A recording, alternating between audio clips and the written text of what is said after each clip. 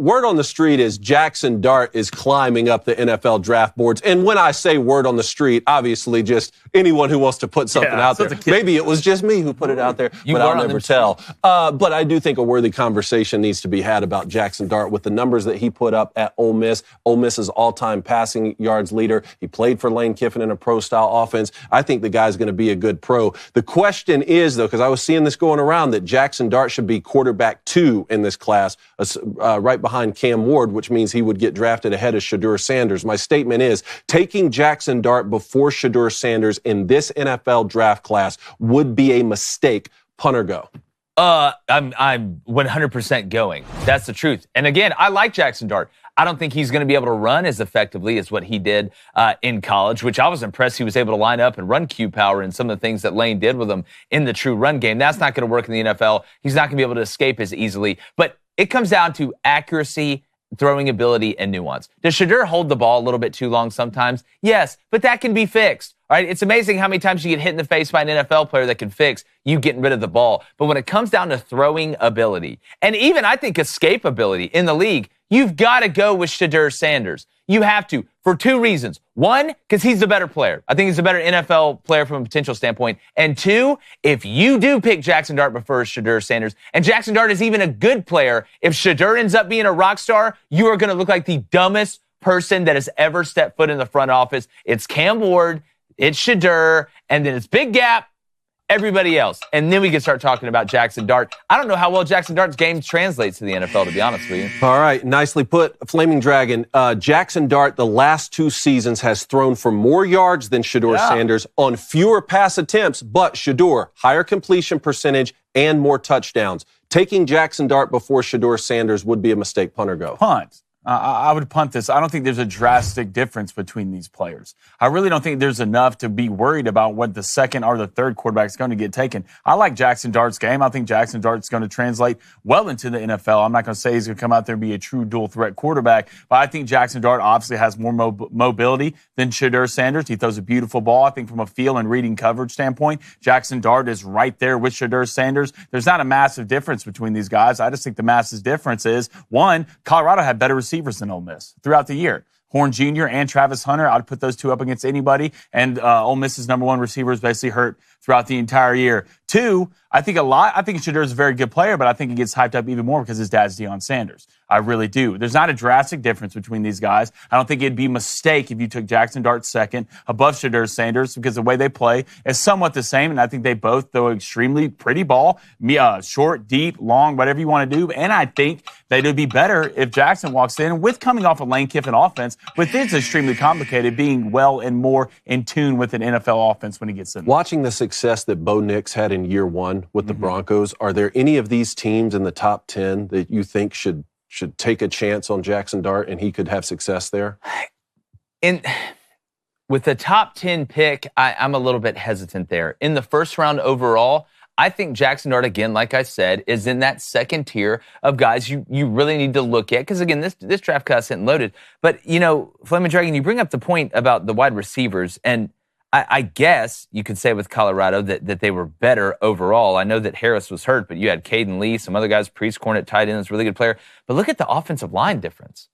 I mean, Shedeur was still running for his life. I think he had the highest pressure rate of any quarterback in college football. I'd rather have average wide receivers and a good offensive line than an average offensive line and good wide receivers. You also said that Shedeur holds the ball way too long. And again, so 2 things can be true at once. 2 things can be true at once. But I would also I feel like you can fix that, getting rid of the ball, as opposed to just the offensive line being terrible. And also what fixes is escapability, and that's what Jaxson Dart has. Well, I think Shedeur's got escapability. I think they both run. They just do it in different ways. I think Jackson's a better runner, though. Right? I think he runs a different way. He's a heavier runner, I think, than Shedeur. It's not about more or less pay. Your pay is just different, okay? Yeah, well, I think Shedeur wanted to stay in the pocket longer. I think Shedeur wanted to be a passer more than a one read and then I'm gone. And Jaxson Dart, but Jaxson Dart had to do that sometimes. I'm not saying he shouldn't. Would you take? Let me ask you this. I was supposed to do this quickly. Would you have taken Jaxson Dart or J.J. McCarthy? Last year, both in this draft. Oh, why are you gonna ask me that, man? Why are you gonna put me in that? Honestly, I would have taken Jaxson Dart. You're taking Jaxson Dart.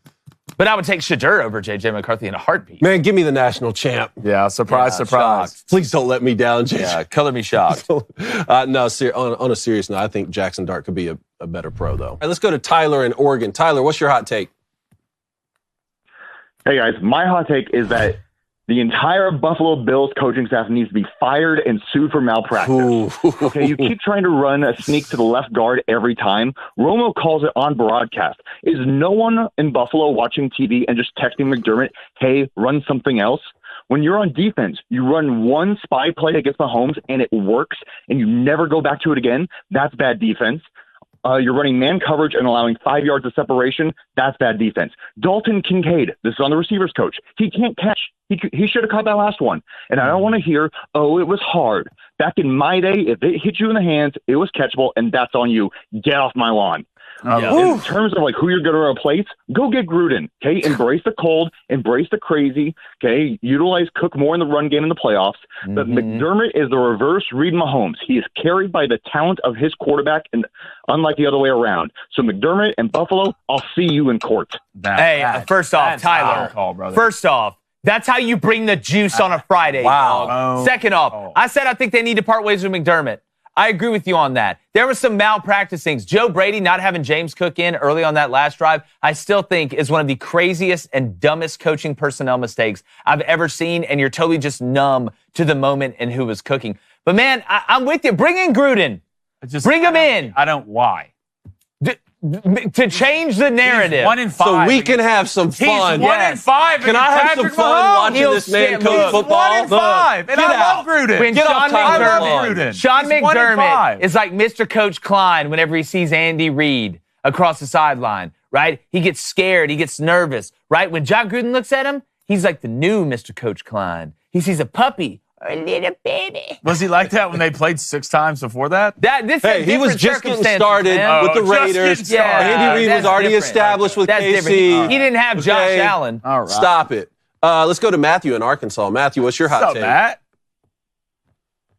What is up, y'all? It is the Heartbroken Hog here.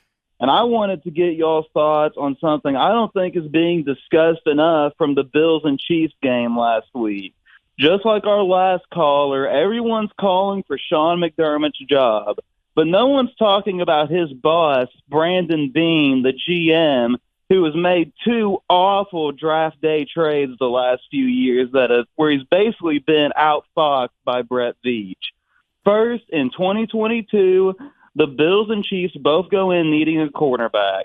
The Chiefs trade ahead of the Bills and take Trent McDuffie, one of the top 5 corners in football.